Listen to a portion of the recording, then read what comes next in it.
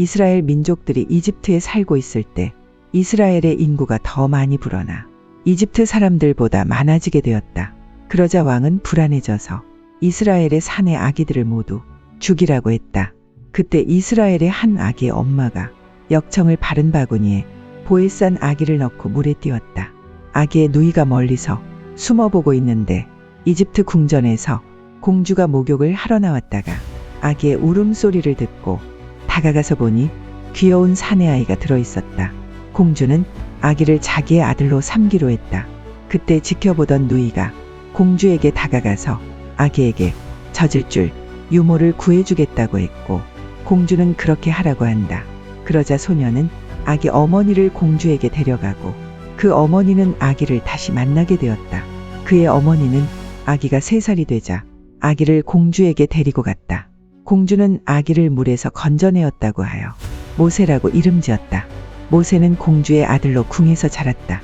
왕자로 다 자란 모세가 어느 날 밖으로 나왔다가 이집트인이 이스라엘인을 괴롭히는 것을 본다. 화가 난 모세는 그 이집트인을 때렸는데 그가 죽었다. 왕이 그것을 알고 모세를 죽이려 하자 그는 사막으로 달아났다. 거기서 그는 한목동 처녀를 만나 결혼하였고 장인 이드로와 살게 된다. 양을 치던 어느 날 모세 앞에서 떨기나무가 불에 타고 있는데 불꽃은 꺼지지 않고 나무도 사그라지지 않았다. 하느님께서 모세야 모세야 하고 부르셨다. 그가 예 여기 있습니다 하고 대답하자 하느님께서 내가 서 있는 땅은 거룩한 곳이니 내 발에서 신을 벗어라 하고 말씀하셨다. 나는 내 아버지의 하느님 곧 이사학의 하느님 야곱의 하느님이다. 이 말을 듣고 모세는 두려워 얼굴을 가렸다. 나는 이집트에서 내 백성들이 고난을 겪는 것을 똑똑히 보았고 울부짖는 소리를 들었다. 내가 너를 파라오에게 보낼 터이니 내 백성을 이끌어내어라. 왜 접니까? 모세는 두려워 이런저런 핑계를 대었지만 지팡이를 던지면 뱀이 되게 해주시고 말솜씨가 없다고 하자 언변이 좋은 형 아론을 만나게 해주셨다. 모세는 형 아론과 함께 이스라엘의 모든 원로들 불러 모아 하느님의 모든 기적들을 이야기하며 하느님께서 찾아오셨다고 하자 모두 믿고 무릎을 꿇어 경배하였다. 모세와 아론이 파라오에게 가서 하느님의 말씀이라며 이스라엘 사람들을 내보내어 광야에서 나를 위하여 축제를 열게 하라 는 말씀을 전하자 파라오는 더 혹독하게 일을 시켰다. 백성들은 울부짖었다. 하느님께서는 10번의 재앙을 내리겠다고 말씀하시고 첫 번째로 물이 피가 되게 하셨다. 그러나 파라오는 말을 듣지 않았다. 모세가 나일강으로 손을 뻗자 두 번째로 개구리떼가 강에서 올라와 온 땅을 덮었다. 파라오가 이 개구리를 없애주면 너희를 보내겠다고 하였지만 개구리가 없어져도 왕은 약속을 지키지 않았다. 세 번째 재앙으로 모세가 지팡이로 땅을 치자 먼지가 모기떼가 되어 사람과 짐승에게 덤벼들었다. 그래도 왕은 말을 듣지 않았다.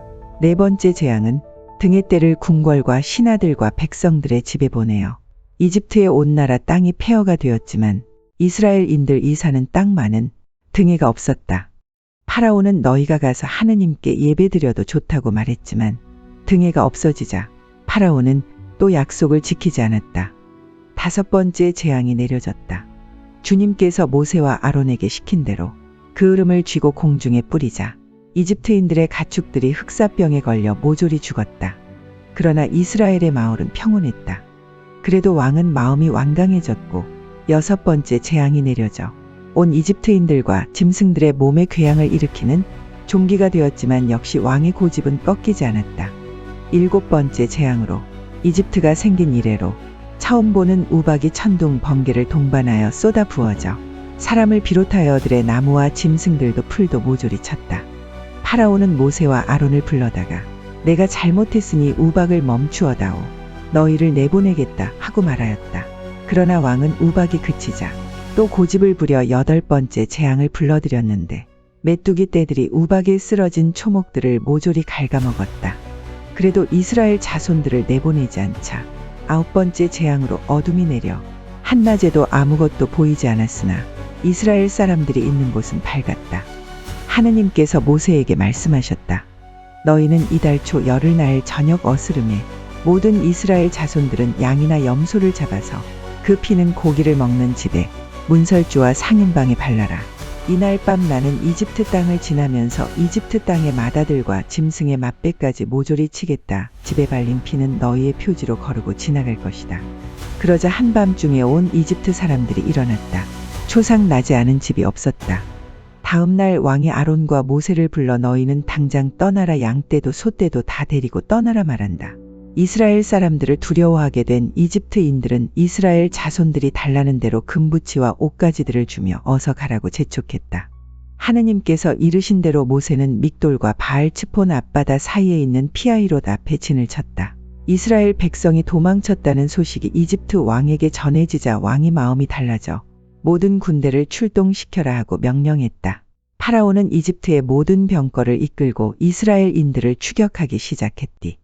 병거의 군대는 곧 이스라엘 자손들을 따라왔다. 이집트인들이다. 이스라엘 사람들이 모세에게 이집트에는 맷자리가 없어서 우리를 여기에서 죽게 하는 거요. 그러자 모세는 두려워하지들 마라. 똑바로 서서 오늘 주님께서 너희를 위하여 싸워주시는 것을 너희는 잠자코 보고 있기만 하여라 하였다. 그때에 늘 앞서 가던 구름 기둥이 이스라엘 사람들과 이집트 군대 사이로 옮겨가서 이스라엘 쪽은 밝게 비추고 이집트 군대 쪽은 어둡게 하였다. 모세가 지팡이를 바다로 뻗자 바다가 갈라지며 마른 땅이 드러났다. 이스라엘인들이 땅을 밟고 건너자 이집트인들이 뒤쫓아왔지만 이집트 군대가 따라갔으나 땅에 빠져들어 모든 군대가 혼란스러워졌다. 이스라엘인들이 마른 땅이 된 길을 다 건너가자 그 뒤를 따라오던 이집트 군대들이 이스라엘 자손들을 뛰라 바닷길로 들어섰지만 위로 물이 합쳐져 그들을 덮어버렸다. 이집트인들이 바다에 모두 다 수장되었어. 아, 하느님께서는 전능하신 분이시다. 이스라엘 자손들은 이렇게 노래하였다. 나는 주님께 노래하리라. 그지없이 높으신 분. 말과 기병을 바다에 쳐넣으셨네. 나는 주님께 노래하리라. 이렇게 이스라엘은 430년 동안의 노예살이를 끝마치게 되었다. 그리고 그들은 하느님께서 약속하신 땅으로 나아가기 시작했다.